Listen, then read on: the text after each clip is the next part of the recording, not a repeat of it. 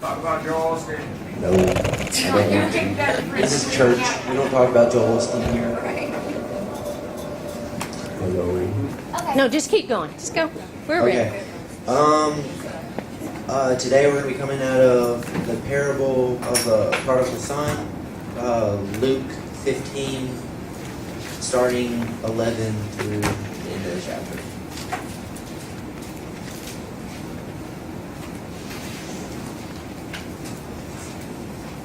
I'm Nick. I'm the guy who usually sits up here, son. I'm going to SFA.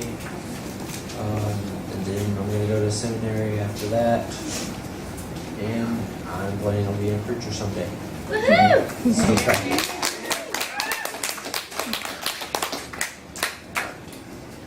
Okay. He also, well, first, let me go. The context is Jesus is, he's eating with the tax collectors and sinners, which the Pharisees are looking down on him and thinking, why is he eating with these people? They're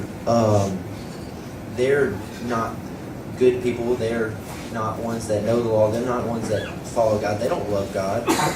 But he's eating with them, and he's with them, and he's fellowshipping with them instead of them.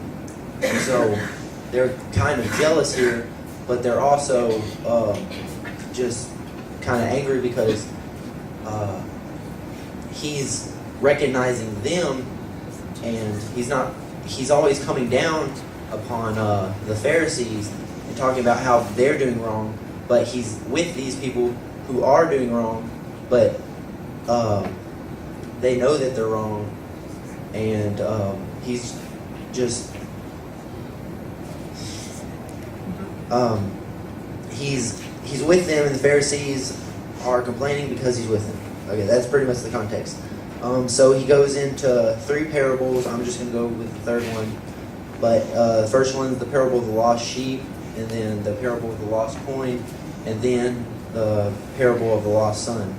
So he's saying this because the Pharisees are complaining about what he's doing and who he's hanging out with. Okay. So he says, a man had two sons. The younger of them said to his father, Father, give me the share of the estate I have coming to me. So he distributed the assets to them. Not many days later, the younger son gathered together all that he had and traveled to a distant country where he squandered his estate in foolish living. After he had spent everything, a severe famine struck the country, and he had nothing. Then he went to work for one of the citizens of the country, who sent him into the fields to feed pigs. He longed to eat his fill from the carob pods the pigs were eating, but no one would give him anything. When he came to his senses, he said, how many of my father's hired hands have more than enough food? Here I am, dying of hunger. I'll get up, go to my father, and say to him, Father, I have sinned against heaven and in your sight. I am no longer worthy to be called your son. Make me like one of your hired hands. So he got up and went to his father. But while the son was still a long way off, his father saw him and was filled with compassion. He ran, threw his arms around his neck, and kissed him. The son said to him, Father, I have sinned against heaven and in your sight. I am no longer worthy to be called your son. But the father told his slaves, Quick, bring out the best robes and put it on him. Put a ring on his finger and sandals on his feet. Then bring the fattened calf and slaughter it, and let's celebrate with a feast.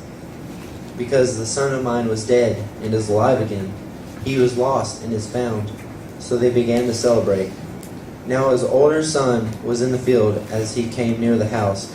He heard music and dancing, so he summoned one of the servants and asked what these things meant. Your brother is here, he told him, and your father has slaughtered the fattened calf, because he has him back safe and sound. Then he became angry and didn't want to go in, so his father came out and pleaded with him. But he replied to his father, Look, I have been slaving many years for you, and I have never disobeyed your orders.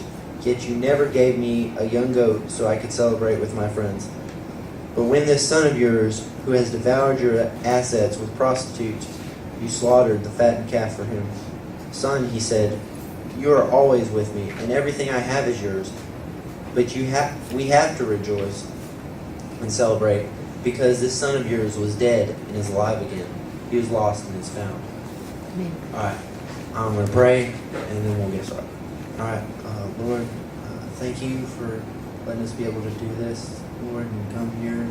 I thank you that you gave us the religious freedom that we have so that we can worship you, and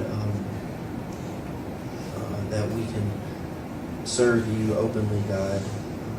And I pray that you'll just help all here to be able to understand the message that you have, Lord. What you want me to say, Lord. Just let it come out. God, I pray that you will open up their hearts to hear your message and your word, God.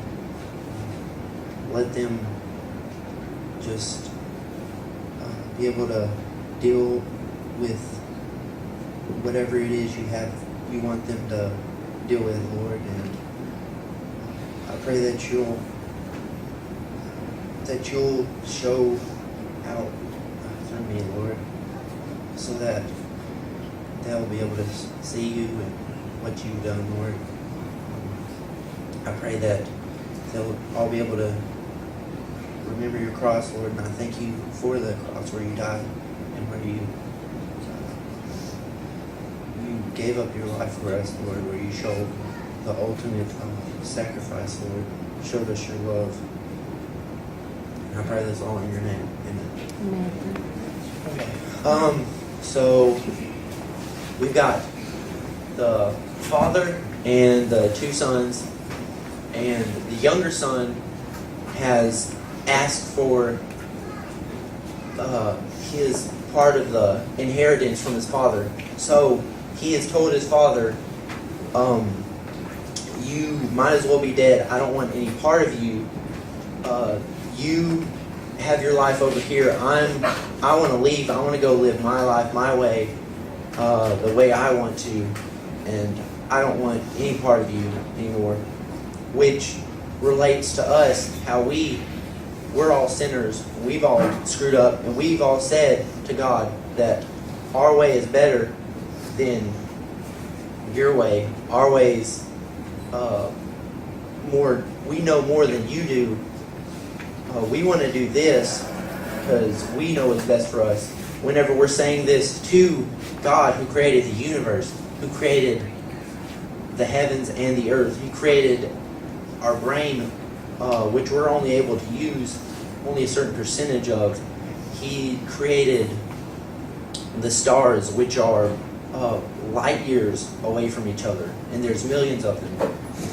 And we're saying that we know better than He does what to do with our lives.